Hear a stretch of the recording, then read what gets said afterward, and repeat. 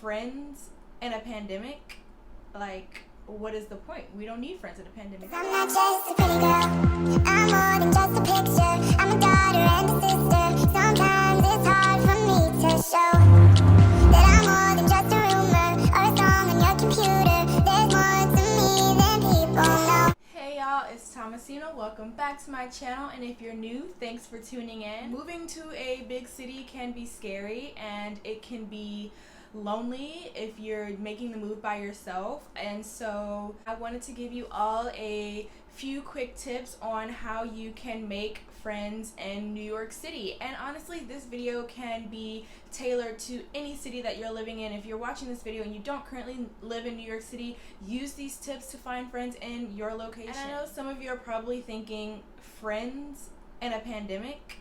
Like, what is the point? We don't need friends in a pandemic. But honestly, if you're single in a pandemic, sometimes it can be lonely, and yes, sometimes you do need friends. So I feel like this video will be super helpful, and these same tips can be used even after the pandemic. Just take what you need from this video, and I hope that these tips work for you. When I first moved to New York, I moved up here completely solo. I do still have a couple of family members that live up here, but I haven't seen them like this entire year. So yeah, I pretty much made the move by myself, and I had no friends up here from the jump, and that was something that was new to me. I was always used to being surrounded by my friends. I've literally had the same group of friends since elementary school back home in North Carolina, so it was very weird to me to be in a new environment where I knew absolutely no one. And so I'll admit, I was panicking for a little bit. Like, I would call my best friend and I would call my mom like, Wow, I'm so lonely. I don't know anyone out here. I want to go to this place. I want to do this, but like I don't want to do it by myself. I had to learn and adapt and kind of figure out the city on my own and figure out what worked for me as far as meeting new people and finding new people. That leads me into my first tip. My first tip to making new friends in the city would be, don't be afraid to go exploring by yourself. And I know as a woman, it can be really scary, especially in a major city where you're by yourself, you don't know anyone. Sometimes you may be traveling at night. It can be really scary, but in order to branch out and build that confidence to go talk to like random strangers and have people kind of gravitate towards you, I think first you have to conquer your fear of exploring by yourself. When I first moved up here, I was going out to eat by myself. I was spending a lot of times just sitting in the park by myself, people watching. If I found something on the internet that I wanted to do, I would honestly just go do it by myself. Doing things by yourself creates the space for you to be forced to go out and talk to other people. So when you go out and you're with your close group of friends that you're comfortable with, most of the time we're just going to talk to our friends the entire time. We're not going to want to branch out and talk to new people because we're like, what's the point? So when you're going to events and such by yourself, you kind of feel more encouraged and more likely to talk to other people, ask other people questions. I don't know what it is, but sometimes when people see people going out by themselves, like a lot of times when I'm out eating by myself, people just feel the need to come talk to me. I don't know if it's because they feel sorry for me or what that energy is, but when you're out by yourself, you'll find that it's easier for you to be approached, especially like for guys. A lot of guys feel self-conscious or not as confident approaching women who are like with their group of other girlfriends. So a lot of times when you are out by yourselves, it makes you more, I guess, available to be approached by men if that's what you're looking for. Even just like in a friendly way, not in a like, I'm trying to pursue you, I'm trying to get your number kind of way. That's my first tip. Don't be afraid to go out and do things on your own. And that's honestly a life tip as well. You can't spend your life waiting on other people to be ready for something that you're ready for right now. If you're ready to do it, go do it. You don't need someone to do it with you. I would say I've always been, and I still am, the kind of person who just enjoys doing things more so with other people. I think I have more fun doing things with my friends rather than by myself. However, I have still learned to enjoy my solitude. So I think that that's a major pro tip for this video and for your life in general. I realized that I never ask you guys to subscribe or like or comment down below. I'm not really sure where to include that in my videos, and I kind of just feel like if you like my videos, you would do that anyway, but Here's a little reminder. If you like this video and you like my content, please support me by subscribing to my channel, liking my videos, and commenting if you feel the need to do so. So my second tip for you guys, I mentioned this in a couple of my other videos. If you guys haven't watched my NYC skating meetups, check those out because those events were super fun, and I met a lot of people through going to those specific roller skating meetups. My tip number 2 would be to download Meetup and create an account. So Meetup is basically an app where you can find people who share similar interests and go to events to meet these people. So for example, I started roller skating during quarantine, and so I created a Meetup app and I just searched roller skating groups in Brooklyn, roller skating groups in Manhattan, and so many roller skating groups popped up, and they would post their events like on the weekends, weekdays, what have you, and you would just RSVP to that event, show up, and have the time of your life. If you are someone who is afraid of going to events and doing things on your own, I think Meetup is a great segue, because even though you're showing up to the event on your own, you're showing up in a space where you know there are like-minded people around you, and so it'll be much easier for you to connect and make friends because you all are already there for the same purpose. Yeah, you just search your interests, whether you're looking for a book club, whether you're looking for language exchanges. Like, I am a Spanish speaker and I haven't had the ability to practice my Spanish as much as I would like to, so I looked for Spanish meetup groups on Meetup, and I found some. I was going to a language exchange in Manhattan where we would go to the bar, go to like nightclubs, go to like small diners, and just have conversations with people that you share the same language with, and I was able to practice that way. So highly recommend downloading Meetup. Like, what are you waiting for? If you're still watching this video, swipe out of this video and go download Meetup. But then make sure you come back and finish the video. Alright, this next tip on ways to find friends or meet people in the city is something that we all should be able to do, because ultimately, if you're living in New York, you need a job. Regardless of the type of job that you have, you need money to survive here in New York.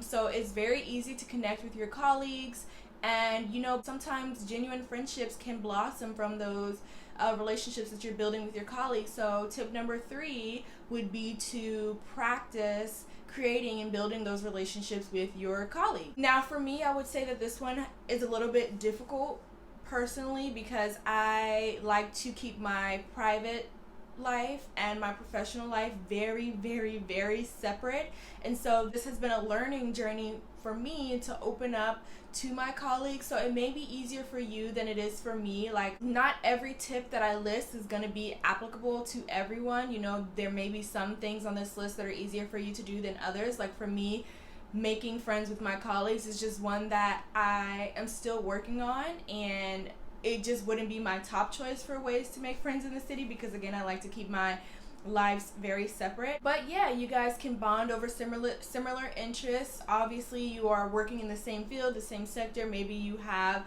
the same passion depending on what your job is. Maybe you guys can bond over the fact that you both hate your job. If you guys are seeing each other every day, you're working with each other every day, you know, it seems like it would be easy for friendships to blossom from that. So just take from that what you will. I'm not asking you, or I'm not telling you to go out and be best friends with your boss or whatever. But again, it's just an option. You're already there, so you might as well try. Alright, moving into tip number 4. We are in the age of technology. Technology is so heavy in our world. You literally ride the subway, everybody's face is down in their phone. Like, literally everybody. And so it only makes sense that naturally friendships can spawn from the internet, social media, Instagram, Twitter, TikTok. Oh my gosh, I cannot tell you, my For You page is literally filled with New York City goers looking for friends in the city, using social media to meet people. And obviously you want to be cautious with this, because you never know if people are who they say they are on the internet. So of course, tread with caution, you know, cross all your T's, dot all of your I's to make sure that the people you are communicating with over the internet are actually who they say they are. But once you get past all of that, using social media to make friends is like one of the easiest ways. And also, if you have social anxiety or if you're an introvert, it's so much easier to just break the ice over your phone, via your phone. And so that when you guys meet in person, it's not as awkward because you guys already feel like you met each other. So I can't tell you, there have been so many models that I've connected with over Instagram, and then we ended up meeting in person, and it was like we knew each other our whole lives. People will literally make TikTok videos like, I just moved to Brooklyn, I'm a 23-year-old blogger, I love eating here, here, and here, I love shopping and taking photos. If you like shopping and taking photos, duet this and let's be friends. And it's literally just that simple. I can tell you guys this one story. I had a model friend that I was connected with on Instagram for years, and we had never met. She would come to New York. She lives in Maryland, I think, but she would come to New York for like castings and quick jobs, and she would go right back to Maryland, and so we never were able to cross paths.